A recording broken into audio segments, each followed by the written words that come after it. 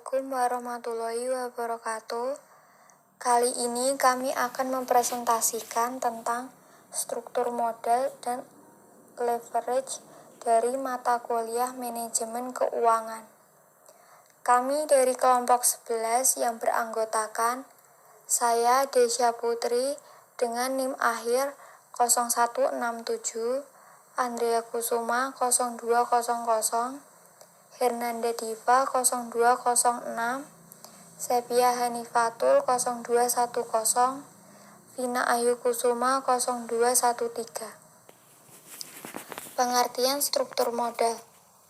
Struktur modal adalah perbandingan antara hutang jangka panjang dengan modal sendiri yang digunakan perusahaan.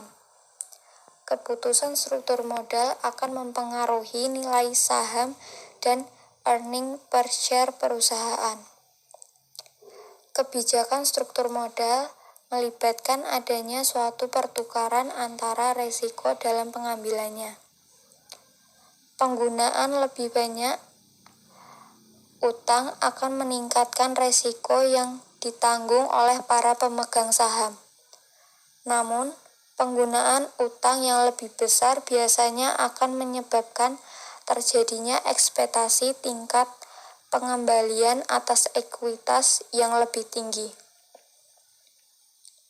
Resiko yang dihadapi dalam struktur modal. Resiko yang lebih tinggi akan menurunkan harga saham, tetapi ekspektasi tingkat pengembalian yang lebih tinggi akan meningkatkannya. Karena itu, struktur modal yang optimal harus mencapai suatu keseimbangan antara resiko dan pengembalian, sehingga dapat memaksimalkan harga saham perusahaan. 1. Resiko bisnis. Resiko bisnis merupakan tingkat operating leverage yang berkenaan dengan hubungan antara sales dan EBIT. Semakin tinggi biaya tetap operasi, semakin tinggi pula resikonya. Pada tingkat resiko tinggi, sebaiknya struktur modal dipertahankan, tetap atau mengurangi penggunaan hutang yang besar. Risiko keuangan. Struktur modal akan mempengaruhi risiko keuangan sebagai akibat dari penggunaan financial leverage. Financial leverage berkenaan dengan hubungan antara EBIT dan EPS. Semakin tinggi biaya tetap dari penggunaan hutang, semakin besar risiko yang dihadapi.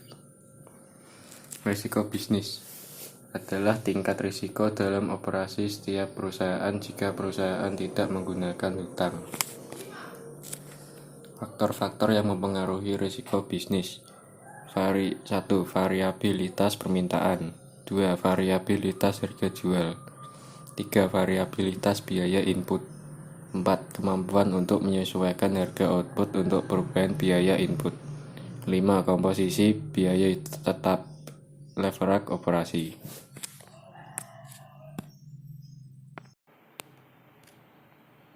Leverage operasi. Leverage operasi merupakan alat untuk mengukur perubahan pendapatan atau penjualan terhadap keuntungan operasi. Dengan mengetahui tingkat leverage operasi, maka manajemen bisa menaksirkan perubahan laba operasi sebagai akibat perubahan penjualan. Ukuran leverage operasi adalah degree of operating leverage. Rumus dari degree of operating leverage adalah penjualan dikurangi biaya variabel total dibagi penjualan dikurangi biaya variabel total dikurangi biaya tetap total sama dengan kuantitas dikali harga per unit dikurangi biaya variabel per unit dibagi kuantitas dikali harga per unit dikurangi biaya variabel per unit dikurangi biaya tetap total. Resiko keuangan. Resiko keuangan adalah resiko yang dibebankan pada para pemegang saham sebagai dampak dari mendapatkan dana dari hutang tersebut. Leverage keuangan. Leverage keuangan adalah penggunaan dana yang disertai dengan beban tetap akibat dari penggunaan hutang. Leverage keuangan mengukur pengaruh perubahan keuntungan operasi EBIT terhadap pendapatan bagi pemegang saham (EAT). Ukuran leverage operasi adalah Degree of Financial Leverage atau DFL. DFL sama dengan EBIT bagi EBIT min I sama dengan Q kurang P per V kurang tutup min BT dibagi Q kurang P per V kurang tutup min BT min I, di mana Q adalah kuantitas, P adalah harga per unit, V biaya variabel per unit, BV adalah biaya variabel total, S penjualan, BT biaya tetap total, I tingkat bunga.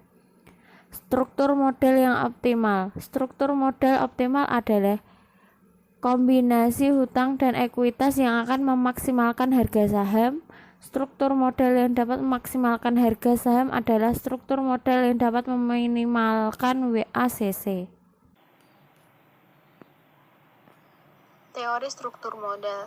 Teori pendekatan tradisional yang menyatakan nilai perusahaan tidak terpengaruh oleh struktur modal. Kemudian, tahun 1958, teori struktur modal modern dimulai ketika Profesor Modigliani dan Merton Miller yang menyatakan tidak ada hubungannya antara nilai perusahaan dan nilai modal dengan struktur modal. Faktor-faktor yang mempengaruhi struktur modal. 1. Stabilitas penjualan. 2. Struktur aktiva. 3. Leverage operasi. 4. Tingkat pertumbuhan. 5. Profitabilitas. 6. Pajak. 7. Pengendalian manajemen. 8. Kondisi pasar. 9. Kondisi internal perusahaan. Sekian presentasi dari kelompok kami. Mohon maaf bila ada salah kata.